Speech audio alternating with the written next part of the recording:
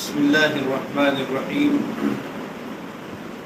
الحمد لله رب العالمين إله الأولين والآخرين، والصلاة والسلام على أشرف الأنبياء والمرسلين سيدنا ومولانا محمد بن عبد الله الأمين وعلى آله وصحبه أجمعين، وعلى كل من دعا بدعوته واستنى بسنته واهتدى بهديه إلى يوم الدين. أما بعد، قال الله تبارك وتعالى في شأن حبيبه: إن الله وملائكته يصلون على النبي يا أيها الذين آمنوا صلوا عليه وسلموا تسليما. اللهم صل على سيدنا محمد وعلى آل سيدنا ومولانا محمد وبارك وسلم. جزا الله عنا نبينا محمدا صلى الله عليه وسلم بما هو أهله. اللهم صل على محمد في أول وأوسط وآخر كلامنا. بزرگان محترم، برادران اسلام، اپنی اپنی جگہوں پر بیٹھ کر سننے والے حضرات سامعین اعظام، پردہ نشین خواتین اسلام، ہمارا یہ پروگرام آج اپنے گھر پر بیٹھ کر آپ حضرات کے ذریعے اور میری ماں بہنوں تک اور آپ حضرات تک آن لائن پہنچ رہا ہے. اللہ تعالیٰ سے دعا کرتے ہیں کہ حق تعالی شانہ ہمیں عمل کرنے کی توفیق عطا فرمائے، اور اللہ تعالیٰ مفید اور کام کی باتیں کہنے کی توفیق عطا فرمائے. میرے بھائیوں، ایک بہت اہم ترین بات سے ہم آج کی اپنی اس بات کو شروع کرتے ہیں. وہ بات امام التابعین حضرت حسن بصری رحمۃ اللہ علیہ کی بات ہے. حضرت رحمۃ اللہ علیہ کی بات سے ہم اپنی بات کا آغاز کرتے ہیں. حضرت حسن بصری رحمۃ اللہ علیہ بہت زبردست تابعی ہیں، اور لیکن وہ ابتدا میں تاجر تھے. جواہرات بیچنے کے لیے مختلف جگہوں پر ان کا جانا ہوتا تھا، اور مختلف حضرات سے ان کی ملاقاتیں ہوتی تھی. کئی مرتبہ وہ اپنے جواہرات کو لے کر مختلف بادشاہوں کے پاس جایا کرتے تھے. ایک مرتبہ ان کا جانا ہوا ایک بادشاہ کے پاس، جس کو ہرقل کے نام سے یاد کیا جاتا ہے. ہرقل بادشاہ کے پاس آپ اپنے جواہرات کو لے کر پہنچے تاکہ بادشاہ کے سامنے ان جواہرات کو پیش کیا جائے.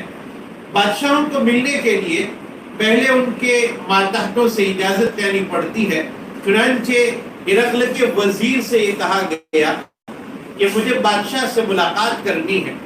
ہرقل کے وزیر نے کہا کہ آئندہ کل تو بادشاہ ایک بہت ضروری کام میں بہت مشغول رہیں گے، اور وہ ایسی مشغولیت ہوگی کہ اس مشغولیت کا تعلق دیکھنے سے ہوگا. آپ خود دیکھ لینا کہ بادشاہ کس کام میں رہتے ہیں اور کیا مشغول رہتے ہیں.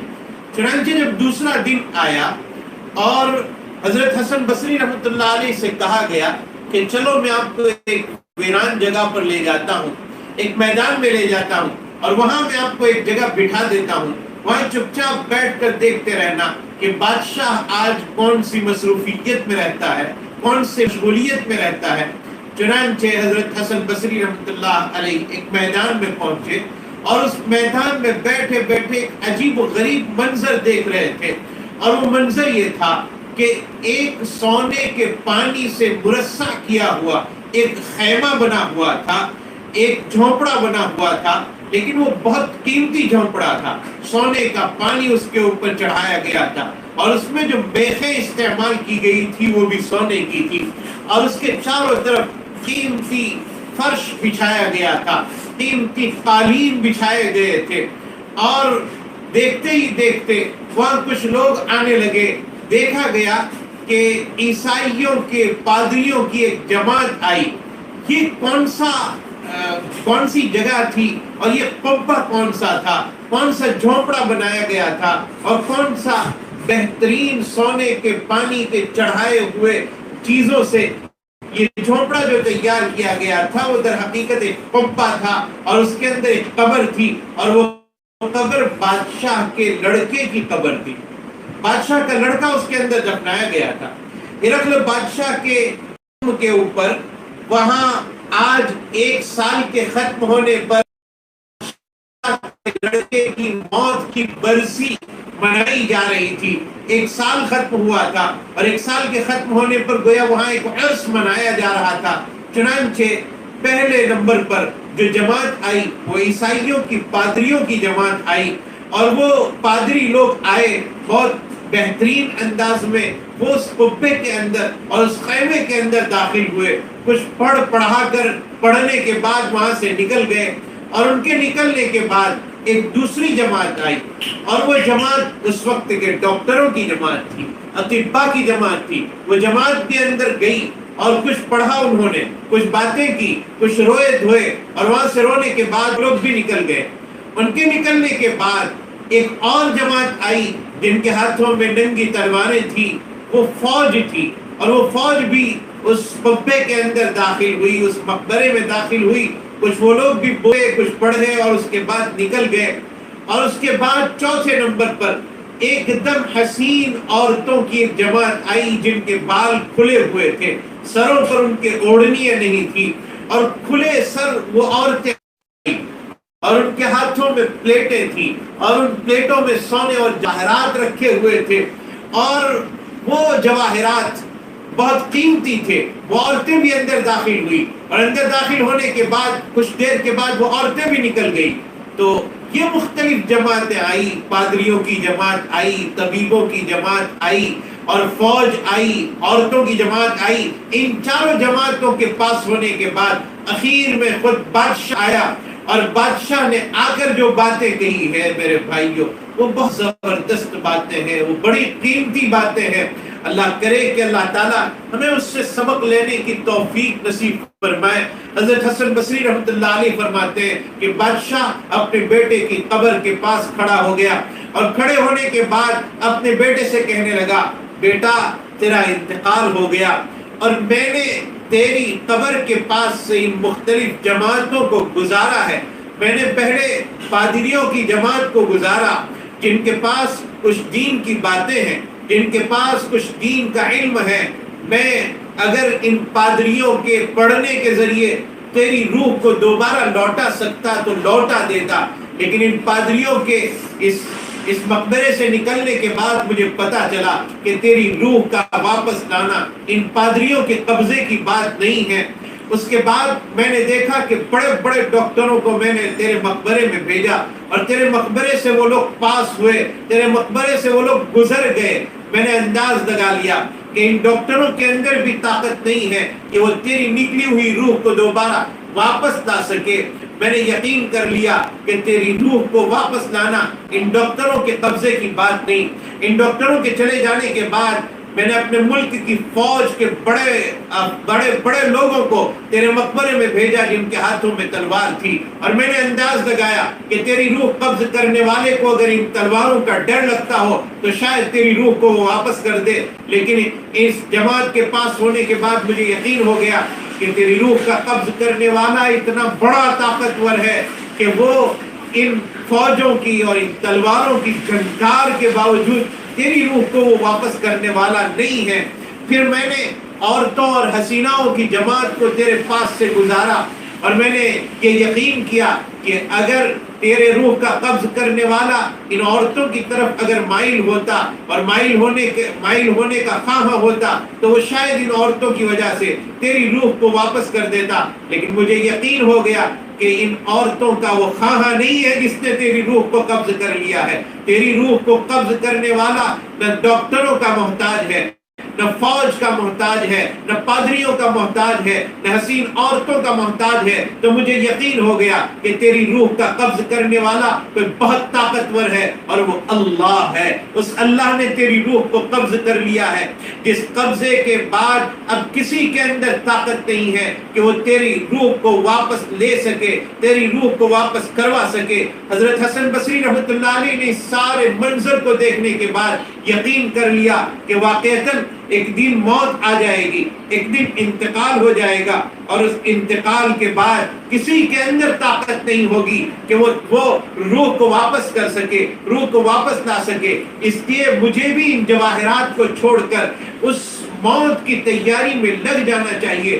چنانچہ حضرت حسن بصری رحمۃ اللہ علیہ نے جواہرات کو خیرباد کر دیا اور اس تجارت کو چھوڑ دیا، اور اس تجارت کو چھوڑنے کے بعد حضرت حسن بصری رحمۃ اللہ علیہ لگ گئے آخرت کی تیاری میں، اور وہ ایسے لگے آخرت کی تیاری میں اور اللہ کی یاد میں ایسے لگے کہ وہ اپنی زندگی کھپا چکے، ایک لمحے کے لیے وہ دنیا کی طرف نہیں مائل ہوتے تھے، ہر آن اور ہر گھڑی اللہ رب العزت کی یاد میں تڑپتے رہتے تھے، اور وہ ایسا چہرہ ان کا بنا ہوا تھا کہ ان کے چہرے کو دیکھ کر لوگوں کو خیال آتا تھا کہ یہ کوئی آدمی ایسا ہے کہ جس کے چہرے پر کسی کی فکر ہر وقت دامن گیر ہے، اور وہ فکر جو ان کے سر پر تھی وہ آخرت کی فکر تھی، موت کی فکر تھی۔ اس واقعے سے میرے بھائیوں، میرے دوستوں، میرے بزرگوں، میری ماؤں، بہنوں، بچیوں، ہمیں یہ سبق لینا چاہیے کہ بڑے سے بڑا بادشاہ اپنے عزیز سے عزیز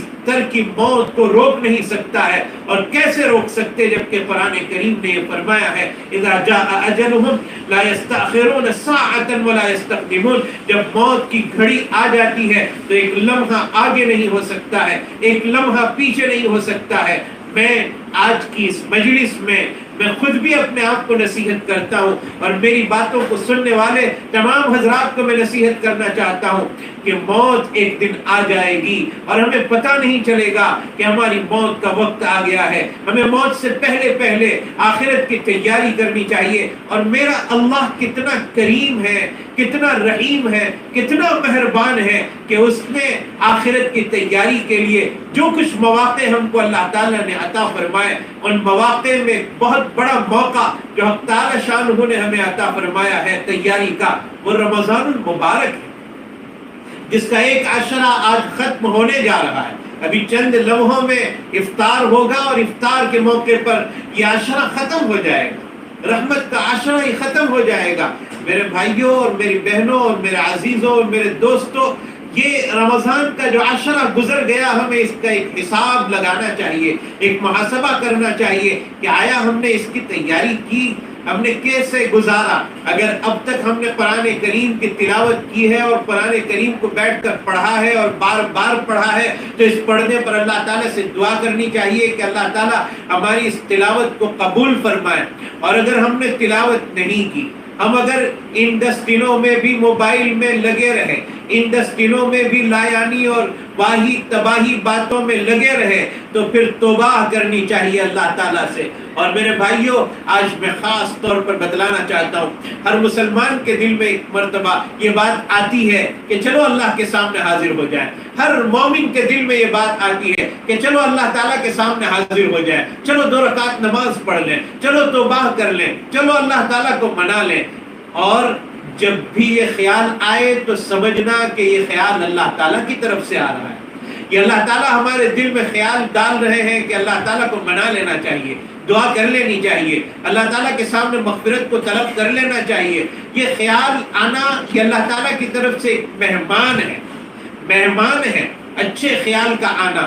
اور ہمیں اور آپ کو معلوم ہے کہ جب ہمارے گھر پر کوئی مہمان آتا ہے، ہم اگر اس کی خاطر مدارات کرتے ہیں، اس کو اگر اچھائی کے ساتھ رکھتے ہیں اپنے گھر پر، تو وہ مہمان دوبارہ آئے گا۔ لیکن اگر ہم مہمان کی خاطر و مدارات نہیں کرتے ہیں، اگر ہم مہمان کا اکرام نہیں کرتے ہیں، مہمان کی عزت نہیں کرتے ہیں، تو دوبارہ وہ مہمان نہیں آئے گا۔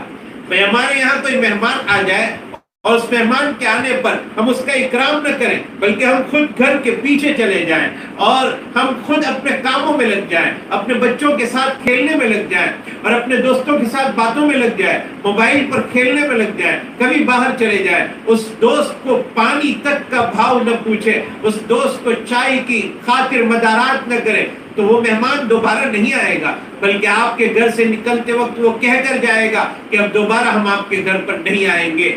جب دنیا کا کوئی مہمان اس کا اکرام نہ کرنے پر دوبارہ نہیں آتا، تو وہ خیال جو اللہ نے ہمارے دل میں ڈالا ہو کہ آج نیکی کرنا ہے، یہ اللہ کا مہمان ہے، اور اللہ کا مہمان بڑا غیرت مند ہوتا ہے، وہ ایسا غیرت مند ہوتا ہے کہ ایک مرتبہ چلا جائے وہ دوبارہ نہیں آئے گا۔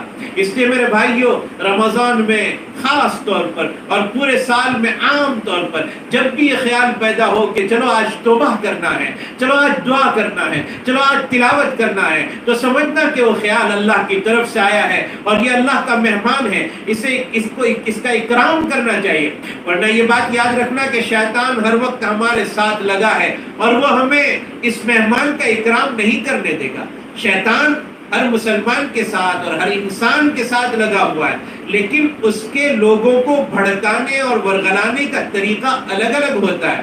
وہ ہر ایک کو ایک لاٹھی سے نہیں ہانکتا ہے، وہ ہر ایک کو الگ الگ طریقے سے ہانکتا ہے۔ مسلمان جب نیکی کا ارادہ کرتا ہے تو شیطان اس کو آ کر قطعاً یہ نہیں کہتا ہے کہ یہ نیکی مت کرو، اس لیے کہ مسلمان تو جب نیکی پر آمادہ ہوتا ہے اور نیکی کرنے لگتا ہے تو پھر اس کے سامنے جب یہ کہا جائے کہ نیکی مت کرو تو وہ تو تیار نہیں ہوگا کہ نیکی کو چھوڑ دیا جائے۔ اس لیے شیطان اس کو دوسرے طریقے سے آمادہ کرتا ہے۔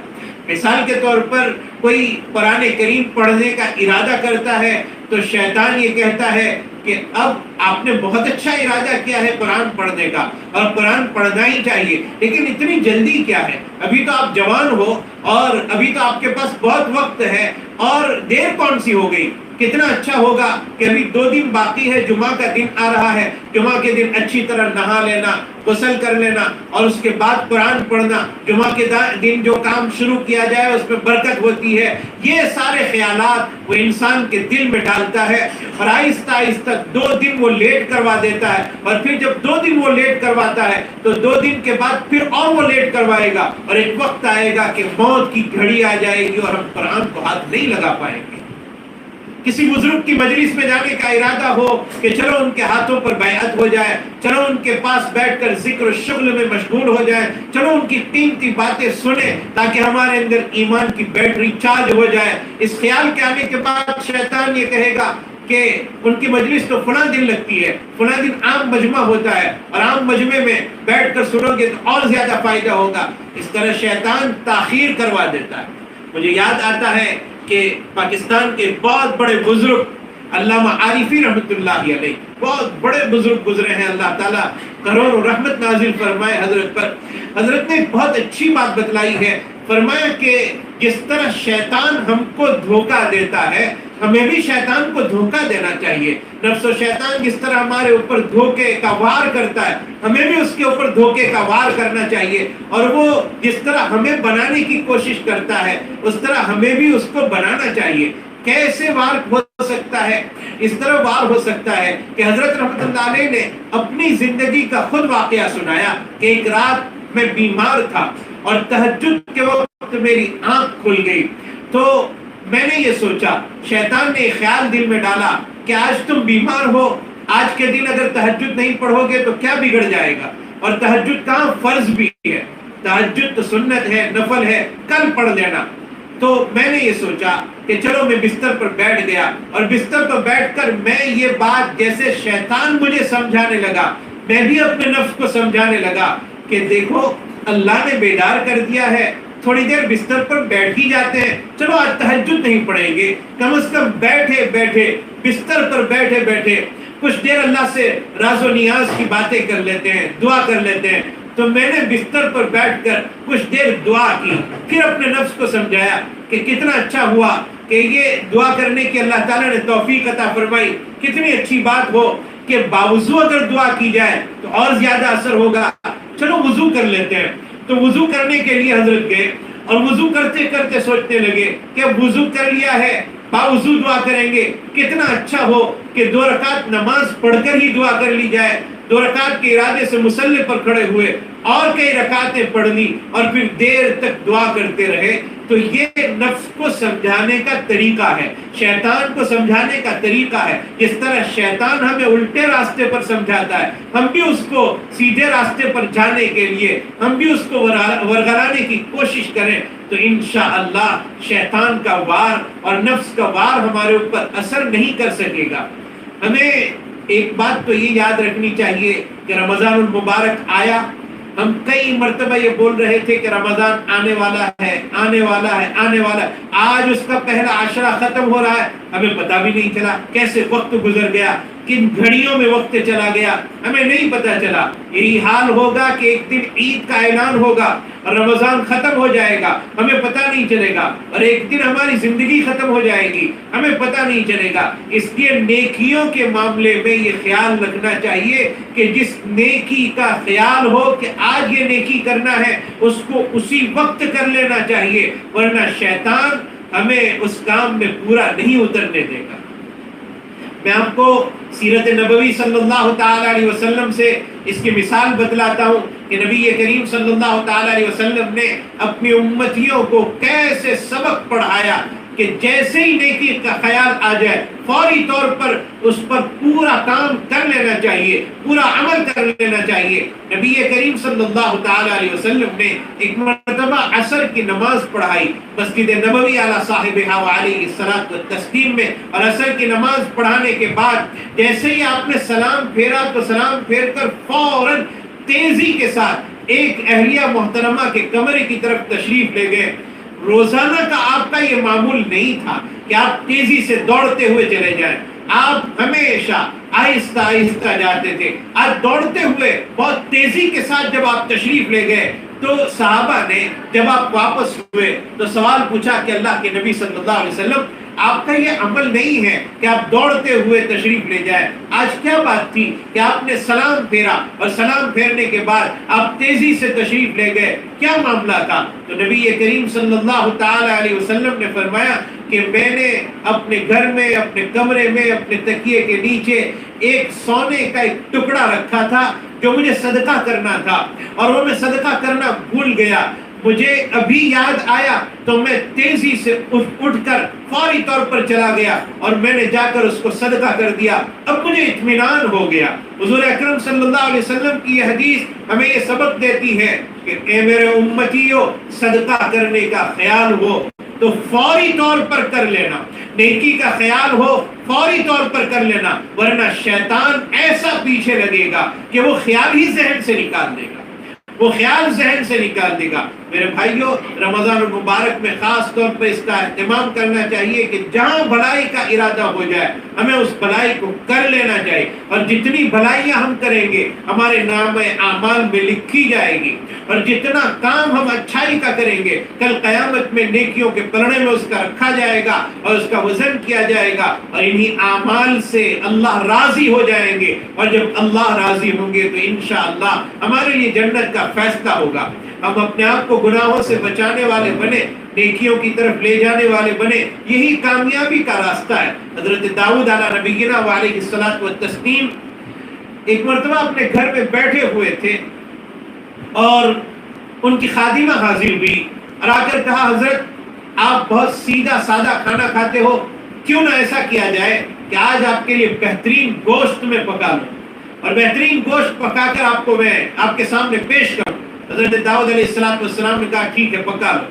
وہ خادمہ پکانے کے لیے گئی اور جب پکا کر بہترین گوشت تیار کر کے لائی اور آپ کے سامنے پیش کیا گیا، حضرت داؤد نے کہا فلاں آدمی کے جس کا انتقال ہو گیا، کچھ یتیم بچے ابھی یہاں کھیل رہے تھے، وہ کہاں چلے گئے، تلاش کرو۔ کہا وہ یہی ہے، کہا ان کو یہ گوشت کھلا۔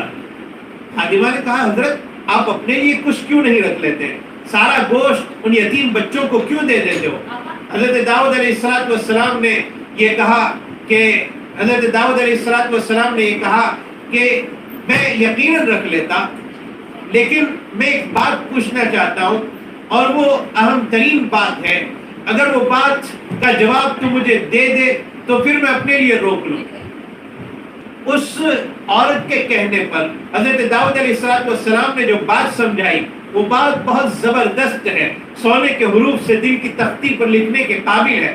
حضرت داؤد علیہ السلام نے کہا کہ اے میری خادمہ، تو نے جو کھانا میرے لیے تیار کیا وہ میں کھا لوں گا تو اس کے لیے اس کے کھانے کے بعد پیٹ میں غلاظت تیار ہوگی، اور وہ کھانے کی انتہا یہ ہے کہ گندگی میں وہ کھانا پہنچ جائے گا، کوڑے کباڑ میں وہ کھانا پہنچ جائے گا. آدمی کھانے کے بعد استنجا کرے گا اور استنجے کے بعد وہ کباڑ اور کوڑے میں وہ کھانا پہنچ جائے گا.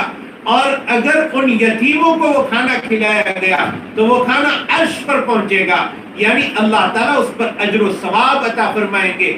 خادمہ سے پوچھا کہ اب تو ہی بتا کہ تیرے پکائے ہوئے کھانے کو تو کوڑے کباڑ میں ڈالنا چاہتی ہے یا اللہ کے عرش تک پہنچانا چاہتی ہے. میرے بھائیوں، یہ خیال ہمارے اندر بھی ہونا چاہیے کہ ہم اپنا عمل اچھا بنائیں اور نیکیوں کے نیک اعمال میں ہم اضافہ کرنے والے بنے اور اللہ تعالیٰ کے سامنے ہم نیکیاں لے کر حاضر ہونے والے بنے. یہ ہمارا خیال ہونا چاہیے، یہ ارادہ ہونا چاہیے. حضرت داؤد نے کتنا بہترین سبق دیا ہے کہ ہم ایک نیک عمل بنائیں اور وہ نیک عمل اللہ تعالیٰ کے دربار میں حاضر کریں. میں یہ عرض کر رہا تھا کہ نیکی کے کرنے میں تاخیر نہیں ہونی چاہیے. جتنا ہو سکے جس نیکی کا خیال ہو فوری طور پر اس نیک عمل کو کر لینا چاہیے. میرے بھائیوں اور میرے دوستوں اور میرے بزرگوں، یہ رمضان المبارک اور یہ وقت بہت تیزی کے ساتھ گزر رہا ہے. میں خاص طور پر رمضان المبارک کی گھڑیوں میں، ان اوقات میں، ان لمحات میں ابھی حضرت داؤد کا جو واقعہ ذکر کیا اس سے ایک بات تو خاص طور پر یہ سمجھانا چاہتا ہوں کہ صدقات کا اہتمام کیا جائے. جبکہ ہمارا ملک اس وقت لاک ڈاؤن کے دور سے گزر رہا ہے، پتہ نہیں کتنے گھر ایسے ہوں گے جو بیچارے بہت مفلسی میں اپنا وقت گزار رہے ہوں گے، جن کے یہاں افطار کرنے کے لیے سوائے پانی کے اور کوئی چیز نہیں مل پا رہی ہوگی. ہماری ذمہ داری ہے کہ ہم تلاش کریں ایسے لوگوں کو، اور ایسے لوگوں کو تلاش کر کے ہم ان کے چولہوں کو گرم کرنے کی کوشش کریں، ہم ان کے یہاں صدقات پہنچائیں، ہم ان کے یہاں اللہ کو راضی کرنے کے لیے جو ہو سکے تن من دھن کی قربانی دے کر جتنا ہم سے ہو سکے ہم وہاں پہنچانے کی کوشش کریں. یہ وقت ہے لوگوں کے دلوں کے جیتنے کا، یہ وقت ہے لوگوں کی مدد کے کرنے کا. یہ وہ وقت ہے جس میں حدیث پاک میں نبی کریم صلی اللہ علیہ وسلم نے فرمایا ہے واللہ فی عون العبد ما کان العبد فی عون اخیہ. اللہ بندے کی مدد برابر کرتا رہتا ہے جب تک کہ بندہ اپنے بھائی کی مدد کرتا ہے. ہم اگر اپنے غریب بھائیوں کی مدد کریں گے، مفلسوں کی مدد کریں گے، لاچاروں کی مدد کریں گے تو اللہ ہماری مدد فرمائیں گے. اور ہم سب کے سب اللہ کی مدد کے محتاج ہیں، اس لیے ہم اپنے آپ کو محتاج سمجھ کر غریبوں کی مدد کریں، یتیموں کی مدد کریں، بیواؤں کی مدد کریں، مفلسوں کی مدد کریں. اور پھر اس مدد کرنے میں ہم احسان بھی نہ جتائیں کہ ہم نے تمہیں یہ دیا تھا، فلاں دیا تھا. نہیں، اللہ کے لیے دینے والے بنے، اللہ کو راضی رکھنے کے لیے دینے والے بنے. اللہ کی رضا کے لیے جو عمل کیا جائے گا وہ اللہ تعالیٰ راضی ہوں گے اور اللہ تعالیٰ قیامت میں ہمیں بہتر سے بہتر بدلہ نصیب فرمائیں گے. اور صرف قیامت میں نہیں، دنیا میں بھی اللہ تعالیٰ بہتر سے بہتر بدلہ نصیب فرمائیں گے. تو یہ میں نے پہلا کام آپ کو بتلایا کہ ہمیں صدقات کا اہتمام کرنا چاہیے. اور پھر رمضان میں تو اعمال کی قیمت بڑھ جاتی ہے. عام دنوں میں صدقہ کرنے پر جتنا ثواب ملتا ہے اس سے کئی گنا زیادہ ثواب حق تعالی شانہ رمضان المبارک میں اللہ تعالیٰ نصیب فرمائیں گے. اس لیے رمضان میں خاص طور پر اس کا اہتمام کرنا چاہیے. اور دو بات میں آپ کے سامنے ذکر کروں گا کہ میرے بھائیوں اور میری ماں بہنوں اور بزرگوں اور دوستوں، خاص طور پر رمضان میں دو باتوں کا اہتمام ہونا چاہیے. نمبر ایک، قرآن کریم کی تلاوت. بہت اہتمام کے ساتھ قرآن کریم کو پڑھنا چاہیے. عام دنوں میں ہم بہت کچھ اعمال کرتے ہوں گے، رمضان المبارک میں ہمارے اکابرین سارے اعمال کو چھوڑ کر زیادہ سے زیادہ قرآن کریم کی تلاوت کرتے ہیں. تو سرکار دو عالم صلی اللہ علیہ وسلم رمضان المبارک میں خاص طور پر اہتمام فرماتے تھے قرآن کریم کے پڑھنے کا. ہمارے اکابرین میں کئی حضرات ایسے تھے جو دن رات قرآن کریم پڑھ کر کئی مرتبہ قرآن کریم کو ختم کرتے تھے. ہمارے امام ابو حنیفہ رحمۃ اللہ علیہ 63 مرتبہ قرآن کریم رمضان المبارک میں پڑھتے، اور ان کے پڑھنے کا معمول یہ رہتا تھا کہ آپ دن میں قرآن پڑھتے تھے، رات میں قرآن پڑھتے تھے. اس طرح 60 مرتبہ قرآن کریم کی تلاوت کرتے تھے، اور تراویح میں 3 مرتبہ یعنی 63 مرتبہ قرآن کریم کی تلاوت کرتے تھے. قرآن ایک ایسی کتاب ہے کہ جس کے پڑھنے پر ایک ایک حرف پر اللہ تعالیٰ 10 نیکیوں کا ثواب عطا فرماتے ہیں. اور دوسری خاص بات یہ ہے کہ قرآن کریم کے پڑھنے پر اللہ تعالیٰ کا قرب نصیب ہوتا ہے۔ یہی وجہ ہے کہ امام احمد ابن حنبل رحمۃ اللہ علیہ نے ایک مرتبہ خواب میں حق تعالیٰ شانہ سے ایک سوال کیا تھا، اے اللہ آپ کے قریب ہونا ہو تو کون سا راستہ اختیار کرنا پڑے گا؟ جواب دیا، امام احمد ابن حنبل کو جواب ملا، اے احمد مجھ سے قریب ہونا ہو تو قرآن کریم کی تلاوت کیا کرو۔ تو حضرت امام احمد ابن حنبل نے پوچھا تھا کہ اللہ قرآن سمجھ کر پڑھیں گے تو آپ کا قرب نصیب ہوگا یا بغیر سمجھے پڑھنے پر بھی قرب نصیب ہوگا؟ تو اللہ تعالیٰ کی طرف سے جواب آیا، بفہم او بغیر فہم، احمد قرآن سمجھ کر پڑھو میرا قرب نصیب ہوگا، بغیر سمجھے پڑھو تب بھی میرا قرب نصیب ہوگا۔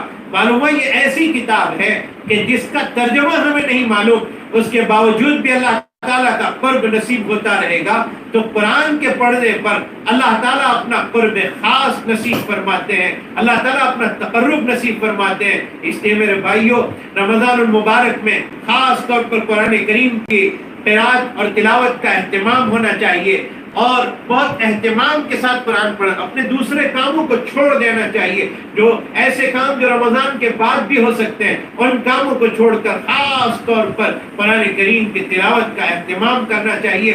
اللہ تعالیٰ ہمیں قرآن پڑھنے کی توفیق عطا فرمائے۔ یہ کتنی مبارک کتاب ہے۔ شیخ الحدیث مولانا زکریہ صاحب رحمۃ اللہ علیہ رمضان المبارک میں اتنا قرآن پڑھتے تھے، اتنا قرآن پڑھتے تھے کہ کوئی ملاقات کرنے کے لیے آنے والا انتظار میں بیٹھا رہتا تھا کہ حضرت اب فارغ ہو تو میں ملاقات کروں، لیکن جب بھی ملاقات کرنے والا آپ کو دیکھتا تھا تو آپ قرآن کریم کے پڑھنے کی حالت میں ملتے تھے۔ حضرت کا یہ معمول تھا کہ قرآن کریم کا جو پارہ تراویح میں پڑھا جاتا تھا اس پارے کو اگلے دن سے پڑھنا شروع کرتے تھے اور تراویح تک 30 مرتبہ اس پارے کو پڑھتے تھے روزانہ۔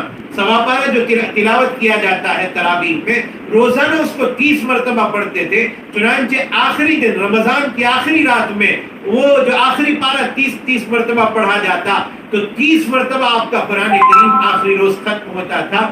یہ اہتمام ہم 30 مرتبہ تو نہیں پڑھ سکتے، ہم 60 مرتبہ 30 مرتبہ 25 مرتبہ تو نہیں پڑھ سکتے، لیکن جتنا ہو سکے ہمیں قرآن کریم پڑھنا چاہیے، تلاوت کرنا چاہیے، اپنے وقت کو ضائع نہیں کرنا چاہیے۔ تو خاص طور پر پہلی بات، امام شافعی رحمۃ اللہ علیہ ایک مرتبہ مکہ مکرمہ سے نکلے اور مدینہ منورہ کی طرف سفر کر رہے تھے، اور ان دنوں میں آج کی طرح آسانی اور راحت کا دور نہیں تھا کہ کئی کچھ گھنٹوں میں پہنچ جاتے تھے، کئی دن لگ جاتے تھے۔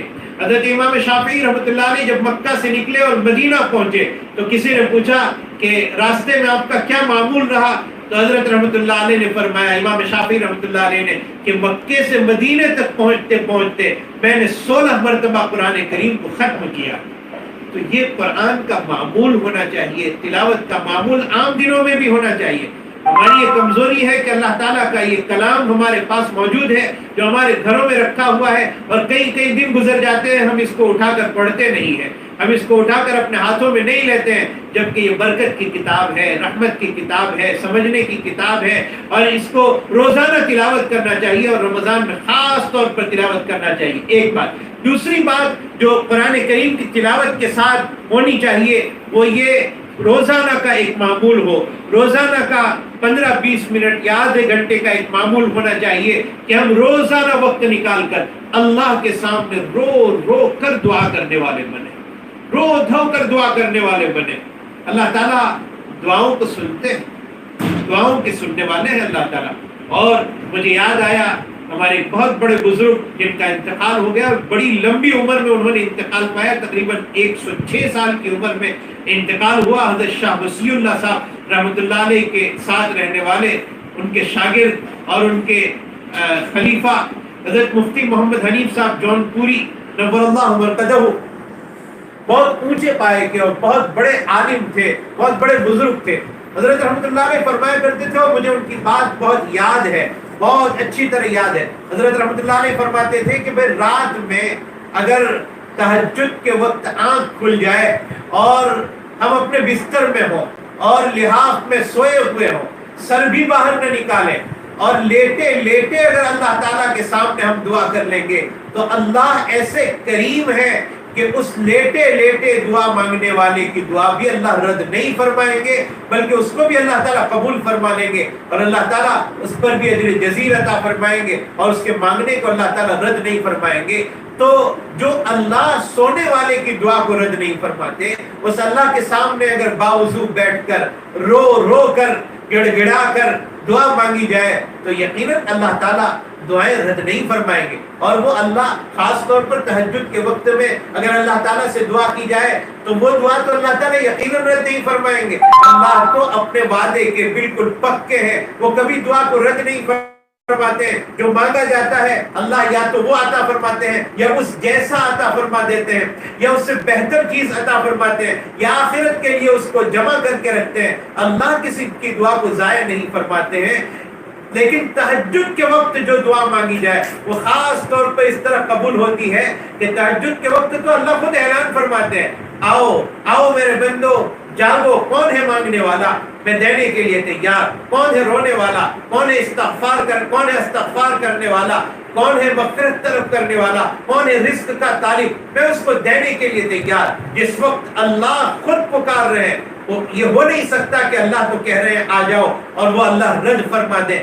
اس لیے دعاؤں کا اہتمام کیا جائے، اور خاص طور پر تہجد میں ہم سحری کے لیے بیدار ہوتے ہی ہیں، 15 منٹ کا وقت ایسا نکال لیا جائے، 15-20 منٹ کا، کہ جس میں 2-4 رکعت نفل تہجد کی پڑھ لی جائے، اور اس کے بعد گڑ گڑا کر اللہ تعالیٰ کے سامنے دعا کی جائے، مانگی جائے۔ یہ وقت مانگنے کا ہے، ہم اپنے لیے مانگے، اپنی اولاد کے لیے مانگے، اپنے گھر والوں کے لیے مانگے، امت کے لیے مانگے۔ اس وقت امت بڑے کٹھن حالات سے گزر رہی ہے، یہ اللہ تعالیٰ کو منانے کا وقت ہے، رونے دھونے کا وقت ہے، اور اللہ تعالیٰ کے سامنے گڑ گڑانے کا وقت ہے۔ تو میں یہ عرض کر رہا تھا کہ رمضان المبارک کا مہینہ ہے، اور آج کی مجلس میں خاص طور پر جو بات میں نے آپ کے سامنے عرض کی ہے وہ یہ کہ جب نیکی کا خیال دل میں آ جائے تو وہ خیال اللہ تعالیٰ کی طرف سے ہوتا ہے، اس میں تاخیر نہیں ہونی چاہیے، فوری طور پر اس کو ادا کر لینا چاہیے۔ اللہ رب العزت ہمیں عمل کرنے کی توفیق عطا فرمائے، اور اللہ تعالیٰ